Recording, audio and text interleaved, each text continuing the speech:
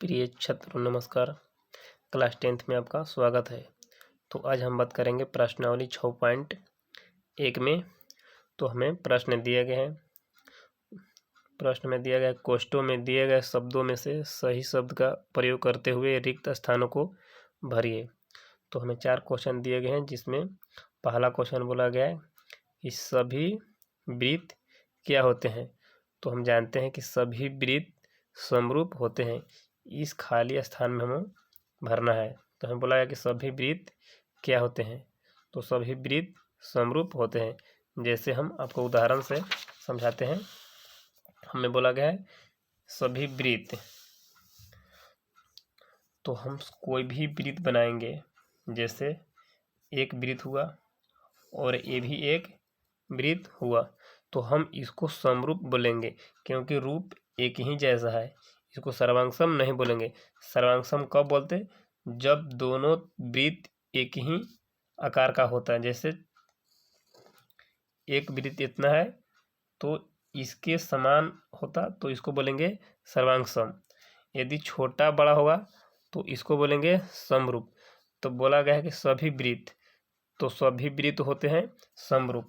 जैसे हम एक वृत्त बना लेंगे और एक बड़ा वृत्त बनाएंगे, तो ये भी होगा समरूप, क्योंकि ये भी वृत्त है और ये भी वृत्त है। क्योंकि इसका रूप एक है, तो ये समरूप होंगे। तो हम इसमें भरेंगे समरूप पे। तो चलिए हम इसमें भर लेते हैं। तो प्रश्न में दूसरा बोला गया है कि सभी त्रिभुज समरूप होते हैं। तो कौन से सभी त्रिभुज समरूप होते हैं? तो हमें बोला गया समबाहु या समबाहु। तो समद्विबाहु नहीं होगा, समबाहु होगा। तो चलिए हम देख लेते हैं समबाहु कैसा होता है। तो बोला गया है सभी त्रिभुज समरूप होते हैं। तो समबाहु यानी समबाहु होता है कि सभी भुजा बराबर, ये हम कितनों भी बड़ा बनाएंगे तो समबाहु के मतलब होता है कि सभी भुजा बराबर। तो इसको हम मानेंगे समरूप। तो यहाँ पर बोला गया है कि सभी समबाहु त्रिभुज समरूप होते हैं। तो हम इसमें भरेंगे समबाहु त्रिभुज। तो चलिए हम इसमें भर लेते हैं समबाहु त्रिभुज। तो चलिए आगे प्रश्न नंबर 3 देखिए। तो प्रश्न नंबर 3 हमें बोला गया है कि सभी वर्ग क्या होते हैं। तो सभी वर्ग समरूप होते हैं। जैसे हम आपको समझाते हैं उदाहरण से। बोला गया है कि सभी वर्ग, तो चलिए हम कोई वर्ग हम जैसे बना लेंगे। तो ए वर्ग है 2 सेंटीमीटर का और एक ये भी वर्ग है 3-3 सेंटीमीटर का है।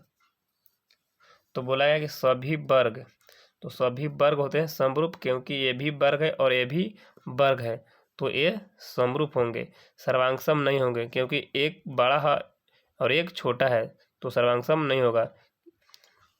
यदि आकार समान है तो ये समरूप होगा। यदि भुजा भी बराबर होता तो सर्वांगसम होता। इसलिए सभी वर्ग क्या होते हैं? तो सभी वर्ग होते हैं समरूप। तो चलिए हम इसमें समरूप भर लेते हैं। आगे हमें बोला गया 4 प्रश्न में कि भुजाओं की समान संख्या वाले 2 बहुभुज समरूप होते हैं, उनके संगत कोण क्या हो तथा उनकी संगत भुजाएं क्या होती है। तो हम जानते हैं कि उनके संगत कोण बराबर हो तथा उनकी संगत भुजाएं समानुपाती होनी चाहिए, तब वो त्रिभुज समरूप होते हैं। तो इसमें भराएगा बराबर, क्योंकि उनके संगत कोण बराबर होते हैं और उनकी संगत भुजाएं समानुपातिक होते हैं। तो इसमें भराएगा बराबर और यहाँ पर भराएगा समानुपाती। तो चलिए हम इसमें भर लेते हैं।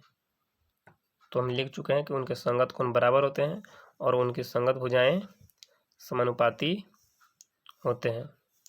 तो आगे हम बात करेंगे प्रश्न नंबर 2 में। तो प्रश्न में 2 में बोला गया है कि निम्नलिखित युग्मक के 2 भिन्न भिन्न उदाहरण दीजिए। तो हमें पहला में बोला गया कि 2 उदाहरण देना है। तो बोला गया कि समरूप आकृतियाँ। तो समरूप होने के लिए दो हमें उदाहरण बतलाना है कि कौन कौन से भिन्न भिन्न हो सकते हैं। तो हम लेंगे कोई दो आयत लेंगे तो वो भी समरूप होगा, और कोई दो भी हम वर्ग लेंगे तो वो भी समरूप होगा। तो चलिए, या कोई समबाहु त्रिभुज लेंगे तो समरूप होगा। तो हमें दो भिन्न भिन्न उदाहरण बतलाना है। तो चलिए हम लिख लेते हैं कोई दो आयत या कोई दो वर्ग। तो हम लिख चुके हैं दो उदाहरण में कोई दो वर्ग, कोई भी दो हम वर्ग ले लेंगे तो समरूप होगा, या कोई भी हम दो आयत लेंगे छोटा या बड़ा तो वो भी समरूप होगा। तो आगे प्रश्न बोला गया है, तो आगे हमें बतलाना है कि ऐसी आकृतियां जो समरूप नहीं है।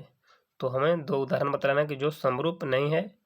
तो हम एक वृत्त और एक वर्ग ले लेंगे तो समरूप नहीं होगा, और एक त्रिभुज और एक आयत लेंगे तो भी समरूप नहीं होगा। तो चलिए हम इसे लिख लेते हैं कि एक वृत्त और एक वर्ग, और एक ले लेंगे त्रिभुज और एक आयत जो कि समरूप नहीं होगा। तो हम लिख चुके हैं कि एक त्रिभुज और एक आयत समरूप नहीं होगा, और एक वृत्त और एक वर्ग समरूप नहीं होगा। तो आगे हम बात करेंगे प्रश्न नंबर 3 में। तो प्रश्न नंबर 3 में दिया गया है कि बताइए कि निम्नलिखित चतुर्भुज समरूप है या नहीं। तो हमें बतलाना है कि समरूप है या नहीं। तो इसमें देखेंगे कि प्रत्येक कोण 90 डिग्री है, इसमें 90 डिग्री नहीं है। इसका भुजा PQ 1.5 तो इसका है 3, इस QR 1.5 इसका भी 3, यानी भुजा अनुपात में बराबर है, और लेकिन इसका कोण बराबर नहीं है। जैसे इसका 90 तो इसका 90 नहीं है, इसका 90 तो इसका भी 90 नहीं है। तो भुजा अनुपात में बराबर है लेकिन कोण बराबर नहीं है।